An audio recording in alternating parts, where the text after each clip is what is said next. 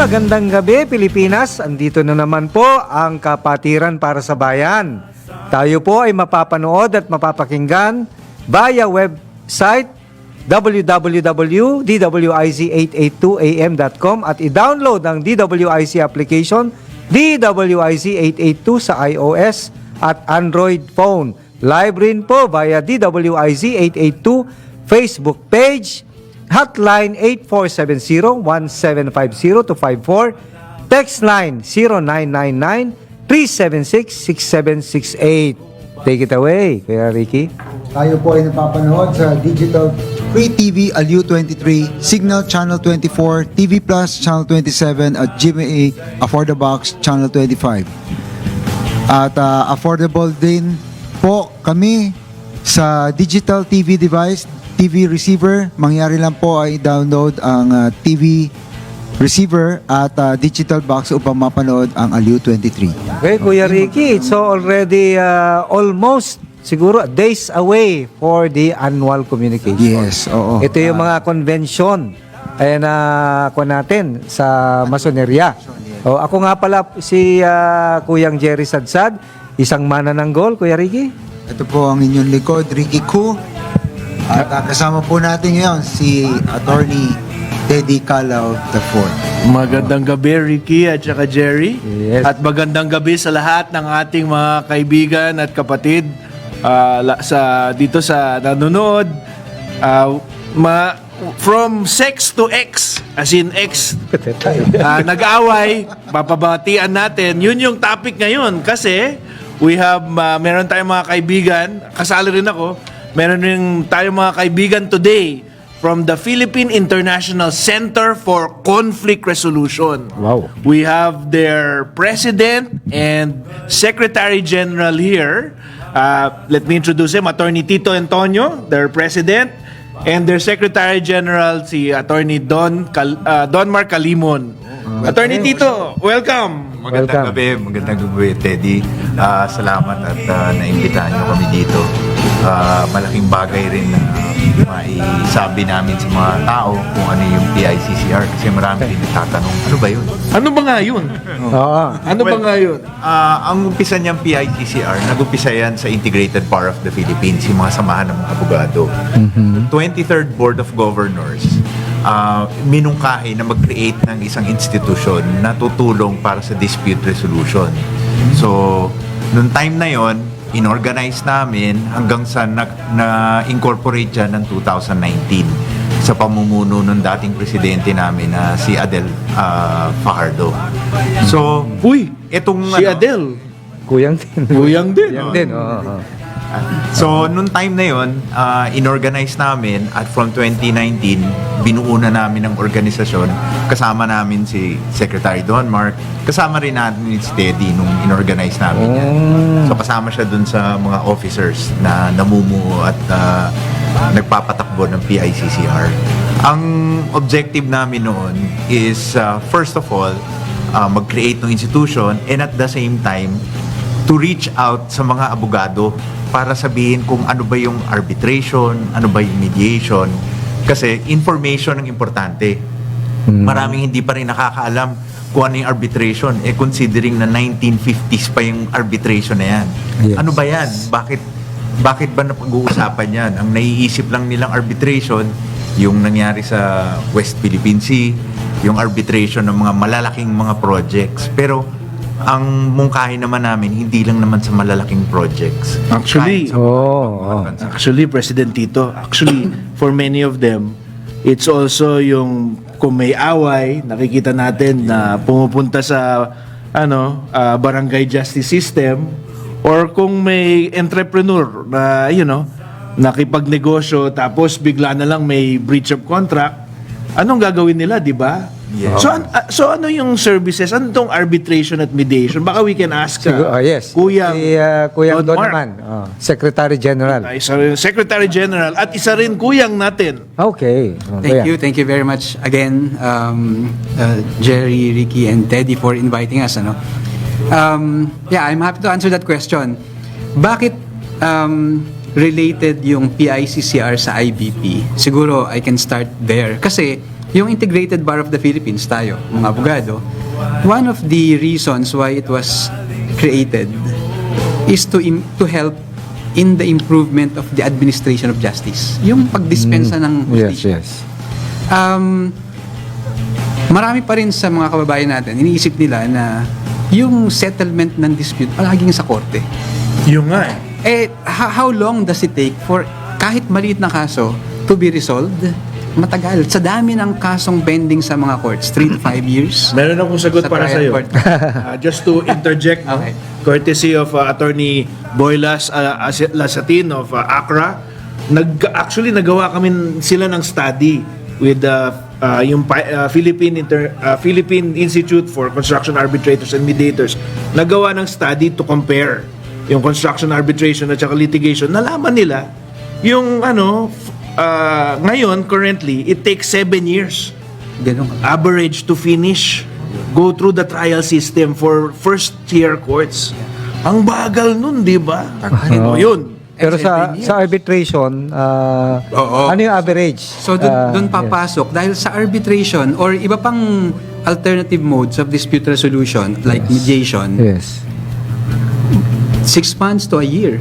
Oh. Ganun kalaki yung But did I get the impression that when it comes to arbitration, is this a grievance yet which not yet ripened into a dispute? Meaning, hindi pa siya na ifa-file sa korte? Yun po ba yun? Hindi, pwede. So you can still come in even if it's Yes. already filed in court?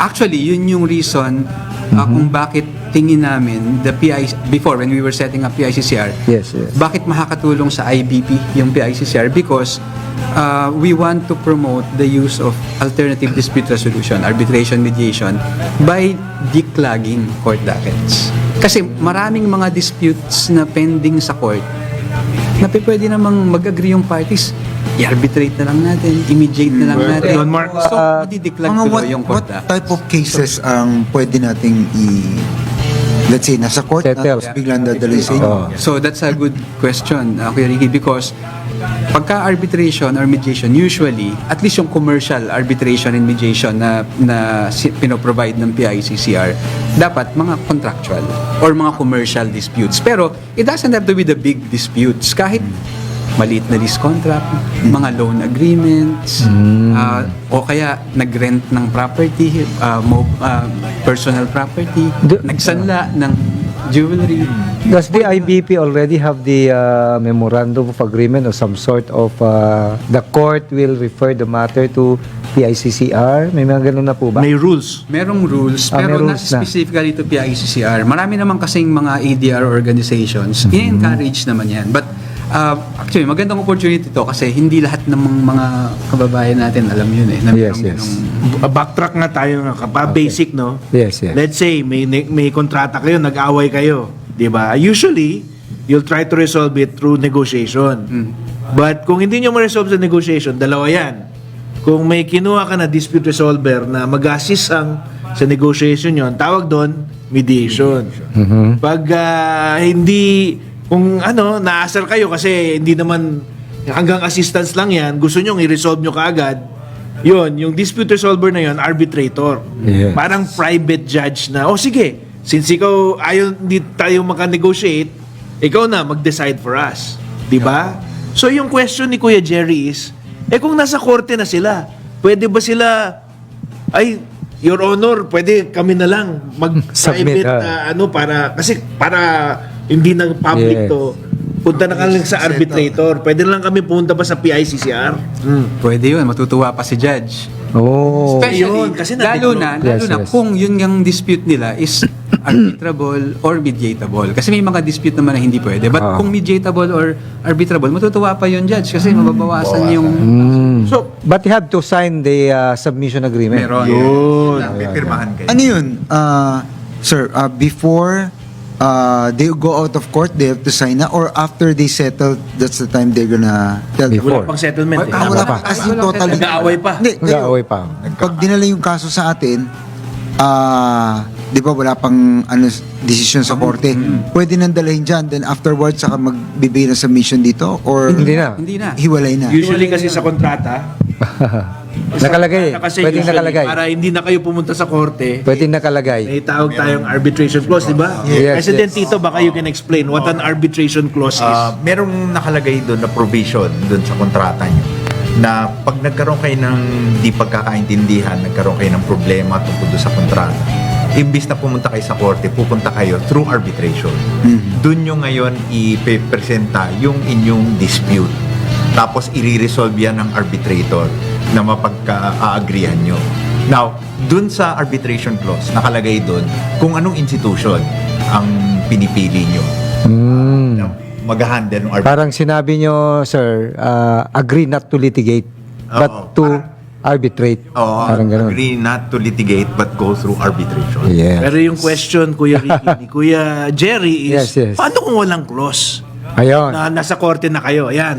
Yun. Kuya Don Mark. So another type of arbitration clause is what we call submission agreement. So kumbaga, kung yung kontrata nyo before walang arbitration clause, pwedeng Mag-sign. nung nagkaroon na ng dispute, mag-agree kayo na sige, kahit wala tayong arbitration clause, isubmit na lang natin tong dispute natin to arbitration.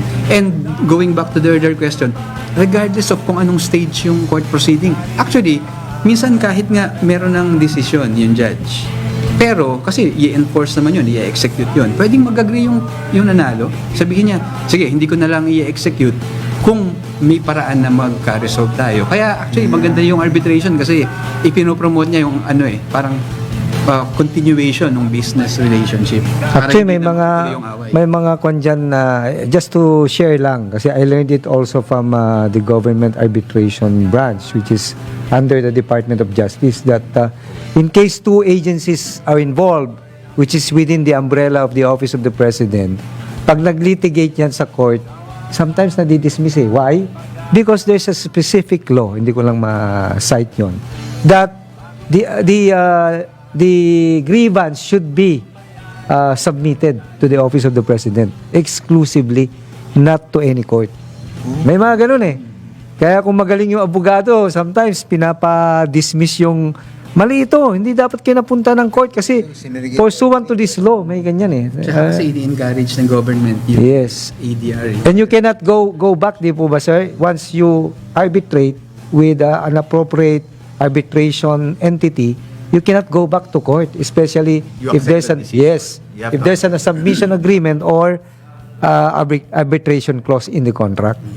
That's true. Kasi Oh yes, yes. May agreement na yan. Papasok na lang Yes. ulit yung court kung may decision na yung arbitrator para tulungang i-enforce. yung Yes, decision ng yes. arbitrator. Pero hindi na para i-relitigate. Just to enforce it, just to enforce. So, Another question. Ayan, Even marital problem, pwedeng... ganda nun ah. Curious ako dyan. Parang ang ganda nung ano. Bago nila sagutin yan, we pause for a break muna. Okay. Okay. 7:20 ng gabi.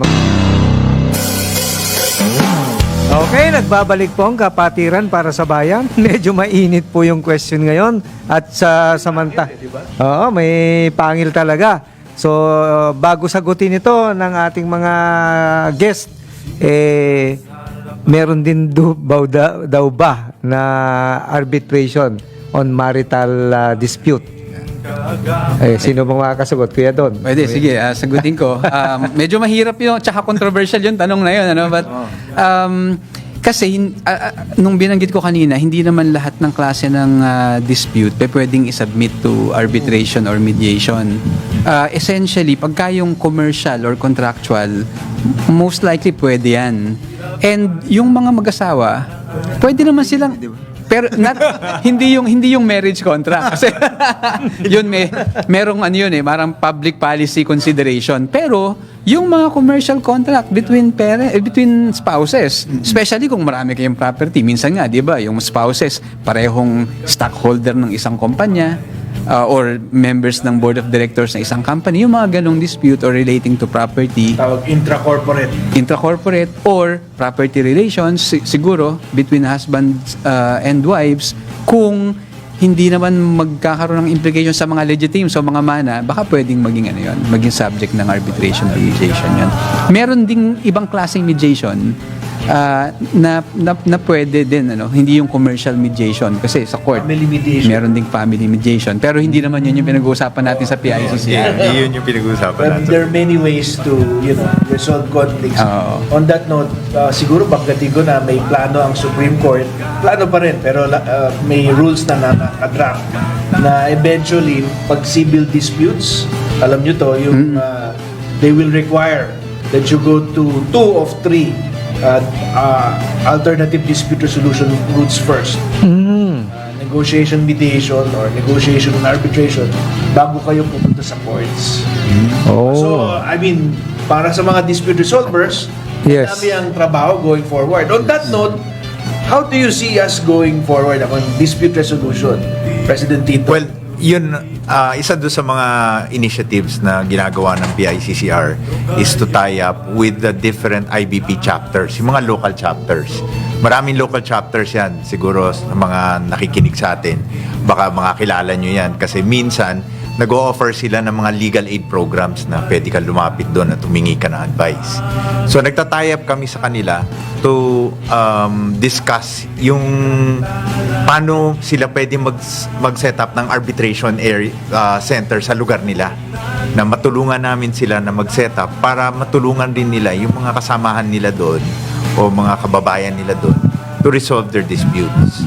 So meron kaming pinaplanong memorandum of agreement na pipirmahan. Isa dyan is IBP Cavite chapter. Tapos meron pang ibang chapters na interesado. Bataan at Quezon City.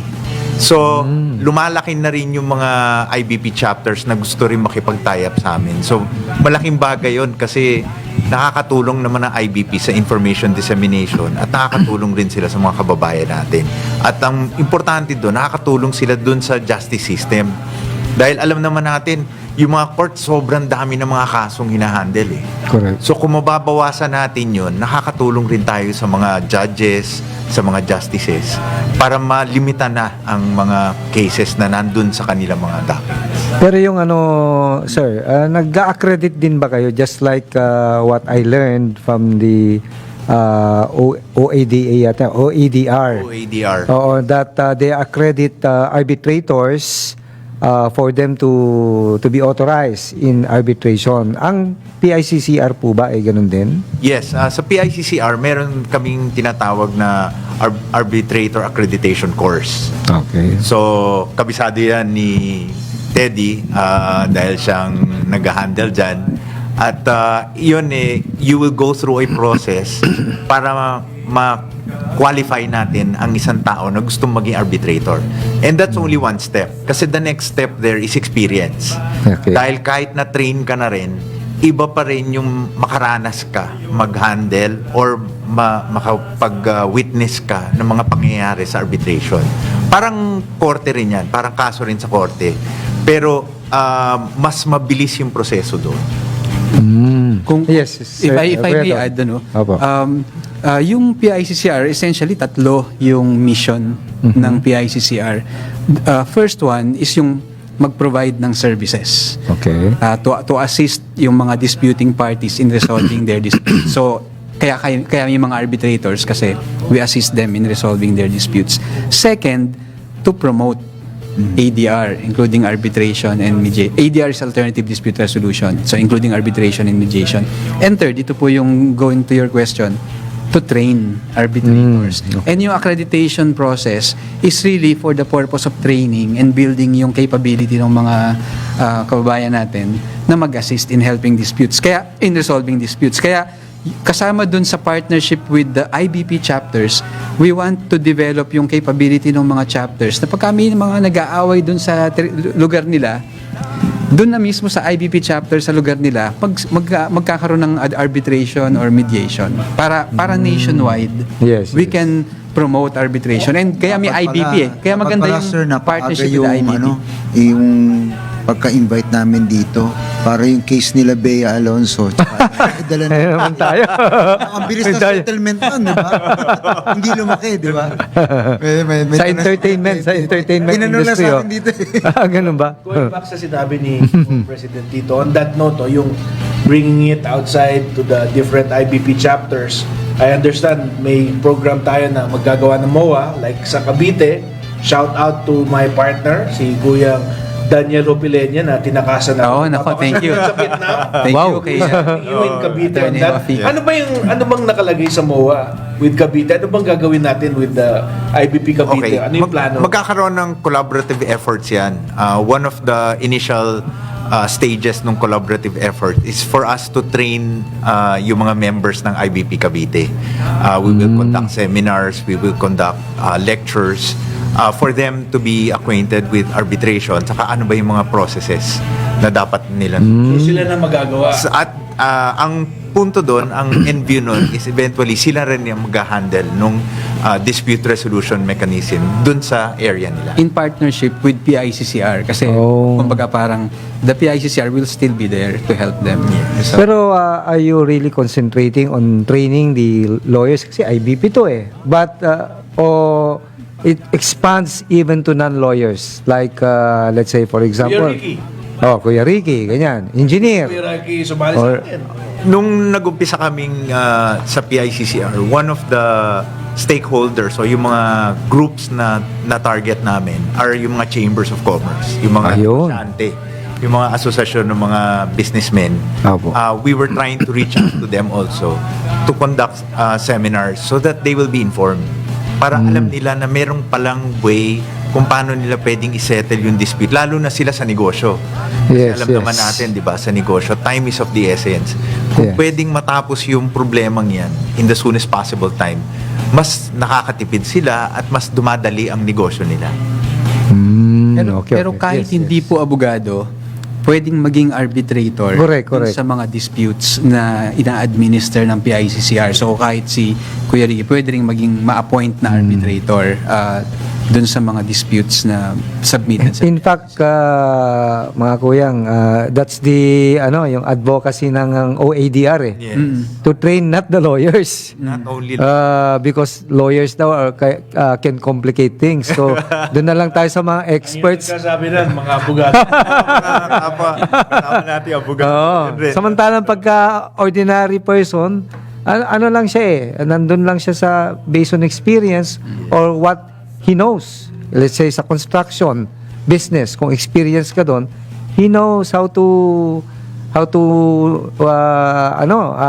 do the procedure, the nitty-gritty aspect of settling it kasi alam niya yung pasikot-sikot doon eh. Yes.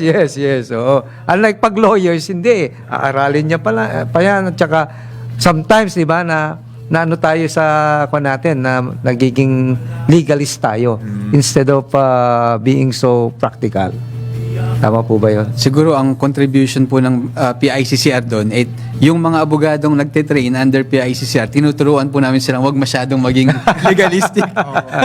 Oo, yun. Kasi Correct. minsan, yung pagkasakontrata ng construction, yung mga, aside from change order, may addendum yun eh. Yes. Scheduling. Ang bilang di ba? Oo. Kailangan engineer eh. Kasi pag engineer yung lawyer, mabilis na maintindihan din kagad. Buti kung engineer tapos lawyer. Paano kung engineer lang siya? So, talagang papasok talaga dun sa expertise and experience. In fact, Oo. doon sa Construction Industry Arbitration Commission, meron mga engineers doon sa SIAC that are arbitrators na kasama sila sa panel at Engineers, tumutulong sila. architects, Yes, engineers, architects. Yes. Yung mga yan, nakakatulong sila, especially kung paano mariresolve yung dispute sa construction. Marami ng Kuya Don na iba-ibang agency on arbitration. Nakaka-complicate ba 'yon sa madaming ADR na authority or arbitration unit or tribunal o complementary with each other? Dapat Just like you, sir, dapat, sir, with OADR. Oo, dapat sir complementary kasi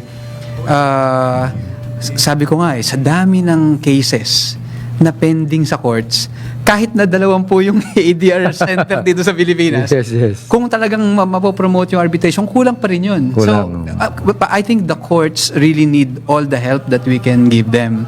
And yung OADR, tama po, buti na banggit nyo, kumbaga kasi mandate din ng OADR to really help in promoting arbitration, mediation, and we cooperate naman with them, lahat ng mga arbitration organizations para towards that objective.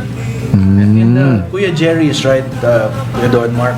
I remember nag-training tayo sa Pampanga. Shout out to our treasurer, Governor Milet. Yeah, si Gov. Milet. And Yes, sir. you can see na may change of perspective talaga kasi from yung normal traditional litigation, nakikita nila na meron pa lang ibang paraan to get justice. Yes. So, do we see the more enthusiasm in doing MOAs like what we're doing in Cavite? So far, lahat ng mga nakausap, kasi ano pa lang, no, nasa pilot stage. So, hindi pa siya parang full rollout. May mga kinausap pa lang kami na ilang IBP chapters just to test how the Memorandum of Agreement will work. And so far, lahat ng mga kinausap natin, interesado naman. So, Cavite chapter, then Bataan chapter, and then Quezon City chapter, as mentioned by Pres Tito. My So, next question to both of you, paano kung hindi nga ako si Adel Pardo or si Milet Alasar na kasama na sa PICCR, pero IBP chapter president or vice president, how can I get in touch with you? madali lang. Ayan. Website. Actually, meron kaming website, yung PICCR. Andun yung website, andun yung mga contact numbers, andun rin yung mga Baka pwede nyo i-plug, sir. Yes. i-check nyo dun sa sa browser nyo, PICCR, Philippine International Center for Conflict Resolution. Lalabas po yun. PICCR.com.ph. PICCR.com. .ph. Madali lang tandaan. So, yun yung contact details, like kung chapter president or vice president ka or part of the chapter, we can reach out. Yes. We can bring ADR to their chapter, di ba? From Batanes to Holo. Ang dami-dami yan. Madami-dami. Interesado actually, maraming nagpapadala sa amin ng mga feelers. Hindi lang do sa PICCR webpage, pero even sa akin personally, marami rin nagre-reach out. Kasi gusto rin nilang mag-participate. It's just that they want to know more about it before they enter into an agreement. And importante talaga yung information, that they get the right information before they make a decision.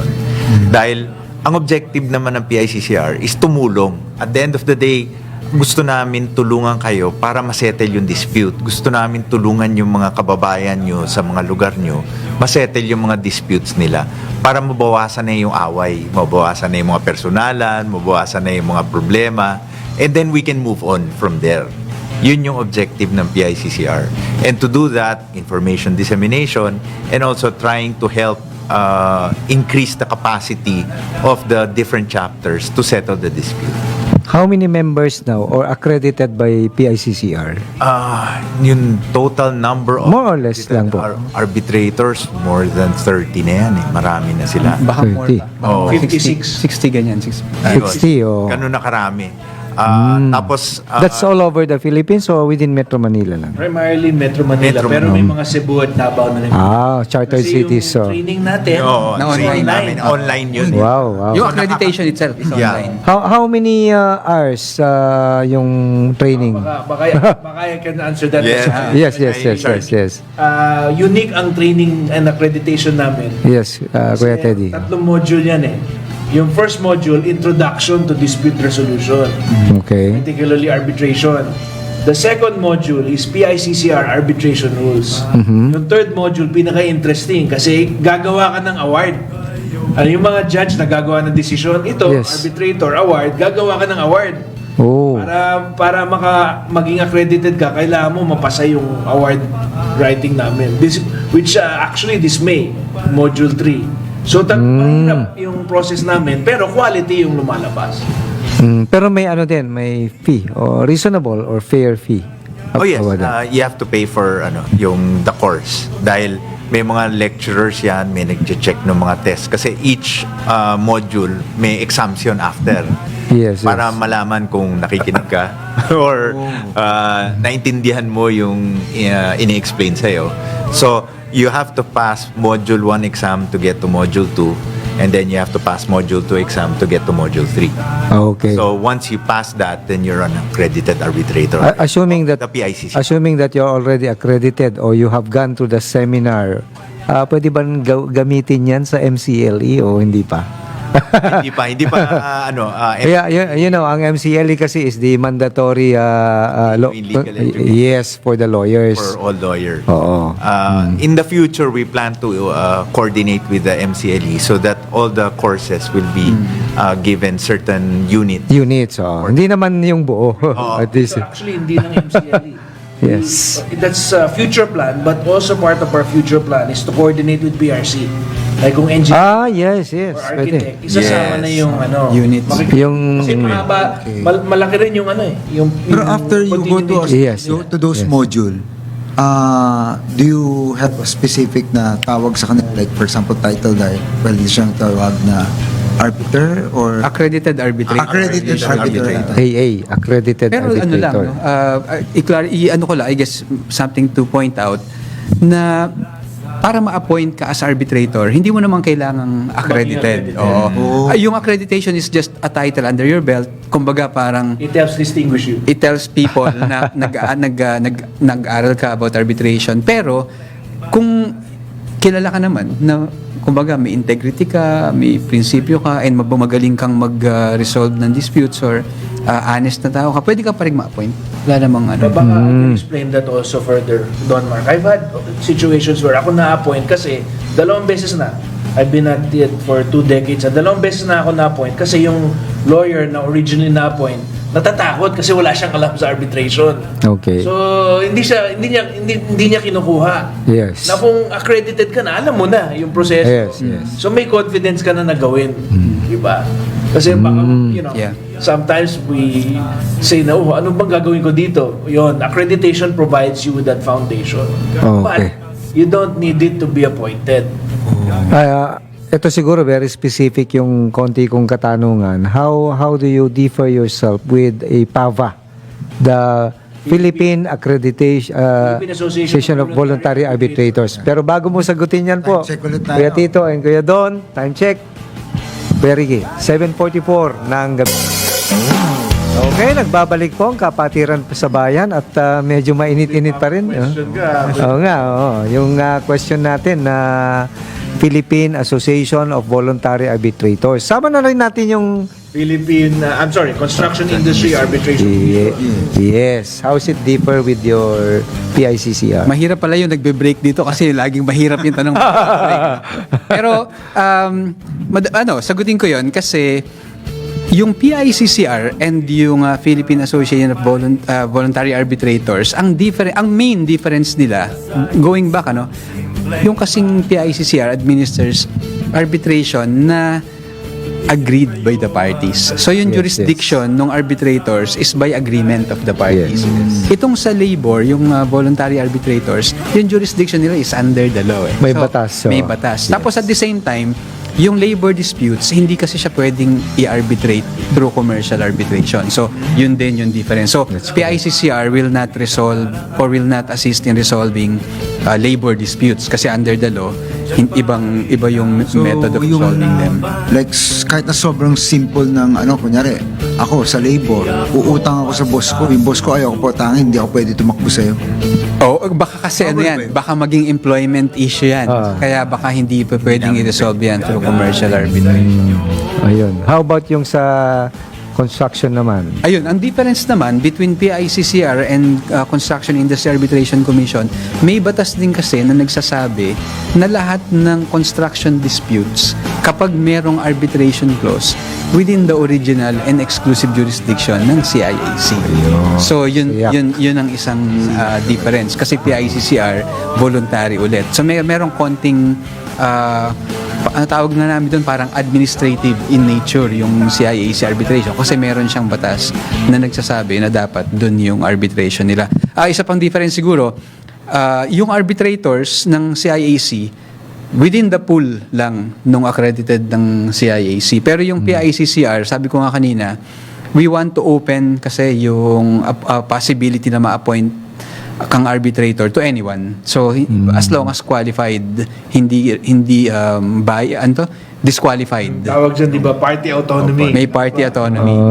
Party autonomy is really yung the freedom of the parties to choose how to resolve their disputes. So yun yung ini-encourage natin. Parang kayo na mag-decide how do you want your dispute to be resolved. As much as we would like to proceed further dahil napaka-interesting yung topic. But we have a limited time. Ubus. Ang oras, eh. Oo. We can have some Hindi ko pages, napansin yung oras. Yes, yes. words. Any last word from Kaya naman last PICC? words. Any inspirational, Yes, yes, yes. Mahirap yung last words eh. President Well, dito. siguro ang yung importanteng kailangan malaman natin is meron tayong mga options kung paano natin ma-settle ang mga hindi pagkakaintindihan or ang problema sa mga commercial transactions.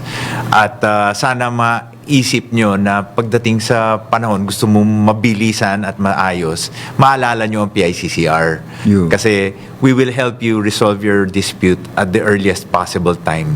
Madali naman yan i-resolve eh. At ang mga arbitrators naman ng PICCR ay handa na tumulong sa inyo.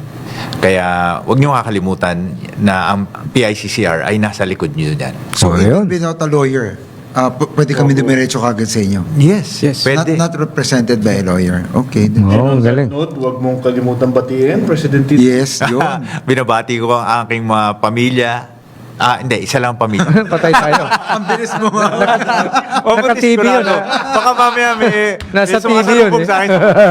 Ibang klaseng dispute resolution. Pero talaga live. Dalawa, tatlong Mga Bati ko rin yung mga kasamahan kong mga nagmumotor kasi nagra-ride Wow. kami Oy, out ay. of town. Yes, yes. Yung law firm niyo po. Definitely, yung law office ko, yung mga tao sa law office, kinakamusta ko silang lahat. Okay. Kuya Don. If I may add dun sa about PICCR, siguro maganda rin i-point out na lahat kasi kami volunteers lang. Yes. Which shows na yung mga tao behind PICCR, especially si Kuya Teddy at Pres Tito, are all just passionate about ADR. Wala namang additional payment, but we really believe na ADR is parang the future of resolving disputes, and we're hoping na kahit papaano PICCR can kumbaga contribute to the Philippine Plugging. judicial system. Okay, okay. And batiin ko na din yung pong aking parents, Nestor and Dolora Calimon, nasa Bulacan. Yung dalawang daughters ko, si Kirsten Calimon and Besta Casala, nasa Melbourne. At sa wife ko po, si Prudence Angelita Casala, Attorney Prudence Casala. Papunta na ako dyan, susunduin na kita. Yun, note, I have to give credit where credit is due. Alam mo, puro kuya tayo dito sa Yes, yes. kapitiran natin. Yung first chair ng PICCR is very worshipful Ade Pajardo of Cavite, the former IBP president. Dapat nandito ka eh. Next time, we'll bring you in. Yun. Yes. I'd also like to greet all of the PICCR officers and volunteers, most especially, kasi sinabi mo sa akin, Governor Milet Aliasar, ayan, nabati kita. Saka, of course, I cannot know, the love of my life, Bunny, I will also be coming home to you soon. Okay. And Ellie, Okay. thank you. Okay, binabati ko rin ngayon nanonood si Right Worshipful Ariel Kayanan. Oo. Shane, Emil, and Iya. Magandang gabi. See you later. Okay. may parang malalim yung CEO. Kuya Ricky. Kuya Ricky. Ako, wala naman akong babatiin. As usual, abangan nyo, antabayan nyo po kami. Next Monday po ulit. Yes. Kapatiran para sa bayan. Pasalamatan natin kuya yung mga tech crew. Oo. Headed by technical engineers Aldrin Lloyd, Cruz, Crizel Ann Constantino, Gildion Reyes, writer May Hyacinth Ludovico, Alisa Quevedo. Next program, Kuya Ricky. Ito po, si Pangga Ruth Abaw. Live kasama si Pangga Nika Abaw. Okay, magbabalik po ang kapatiran para sa bayan next week. Medyo hot topic din po tayo ulit next week. Oh.